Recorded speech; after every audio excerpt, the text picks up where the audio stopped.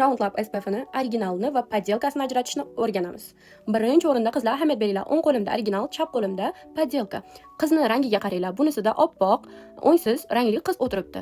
Chap qo'limdagi SPFda bo'lsa sap-sariq rangli qiz. Undan tashqari, poddelkasi juda ham duti ishirilgan bo'lar ekan, originali bo'lsa o'z holida tashlangan bo'ladi. Mana turishiga ham ahamiyat beringlar. Va undan tashqari orqa tarafga ahamiyat beramiz. Originalni chizig'i tepadan boshlangan bo'ladi, shunday bo'ladi. Poddelkaniki bo'lsa faqat pastga chizilgan bo'ladi. Originalida ingliz tilida yozilgan joyi bor, poddelkasida faqat karis tilida yoziladi. Boshida ham pastiga ahamiyat beringlar. Originalida ingliz tilida yozilgan joyi bor, fake'da bo'lsa faqat karis tilida yozilgan. Endi teksturasini ko'ramiz. Mana original, bu fake. Fake'ni boshqacha hidi bor ekan. Qizlar eng asosiysi yuzinglarga original diqqat tezda yotib bermaydi ekan. Shu bilan sizlar bilan Roundlab SPF'ni originali va poddelkasini aniqladik.